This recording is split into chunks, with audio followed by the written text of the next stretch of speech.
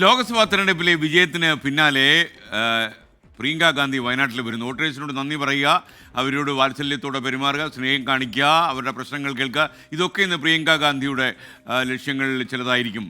കരിപ്പൂർ വിമാനത്താവളത്തിലാണ് അവർ വരിക. രാഹുൽ ഗാന്ധിയും പ്രിയങ്ക ഗാന്ധിയുടെയും ആദ്യ പരിപാടി 12 മണിക്കാണ്. മണ്ഡലത്തിൻ്റെ ഭാഗമായ മുക്കത്താണ് ആദ്യ പരിപാടി.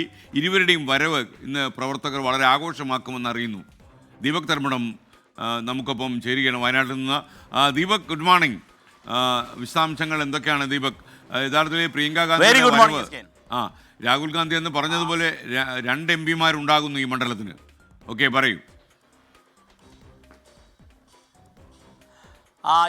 ഇന്ത്യൻ പാർലമെന്ററി രാഷ്ട്രീയത്തിലെ ഒരു വലിയ താരോദയമാണ് പ്രിയങ്ക ഗാന്ധിയുടെ വയനാട്ടിലെ ഉജ്ജ്വല വിജയത്തോടെ ഉണ്ടായിരിക്കുന്നത്. കാരണം മുമ്പൊക്കെ മത്സര രംഗത്തേക്ക് ഇറങ്ങാൻ പറയുമ്പോൾ ബിഗ് നോ പറഞ്ഞ പ്രിയങ്ക ഗാന്ധി വയനാട്ടിൽ സഹോദരൻ്റെ പകരക്കാരിയായി മത്സരിക്കുന്നു. സഹോദരനേക്കാൾ കഴിഞ്ഞ തെരഞ്ഞെടുപ്പിൽ സഹോദരന് കിട്ടിയതിനേക്കാൾ വർദ്ധിത ഭൂരിപക്ഷത്തോടു കൂടി അവർ പാർലമെന്റിലേക്ക് എത്തി. സത്യപ്രതിജ്ഞ കഴിഞ്ഞ് അവരുടെ ആദ്യ യാത്ര, അവർ നേരത്തെ പറഞ്ഞതുപോലെ വയനാടിൻ്റെ നന്ദി, വയനാട്ടുകാർ എന്നോട് കാണിച്ച നന്ദി, സ്നേഹം, ആ സ്നേഹത്തിന് വയനാടിനോട് നന്ദി പറയാനാണ് അവർ എത്തുന്നത്. ഇന്ന് കരിപ്പൂരിൽ ഏതാണ്ട് 12 മണിയോടുകൂടി അവർ എത്തും. അത് കഴിഞ്ഞ് ആദ്യ പരിപാടി തിരുവമ്പാടി, അതായത് വയനാട് പാർലമെൻറ്റ് മണ്ഡലത്തിലെ ഓരോ നിയമസഭാ മണ്ഡലത്തിലും അവർ വോട്ടേഴ്സിനോട് നന്ദി പറഞ്ഞുകൊണ്ടുള്ള റാലികൾ സംഘടിപ്പിക്കുന്നുണ്ട്. അതിൽ ആദ്യ പരിപാടി മുക്കത്താണ്, തിരുവമ്പാടി മണ്ഡലത്തിലെ മുക്കത്താണ്.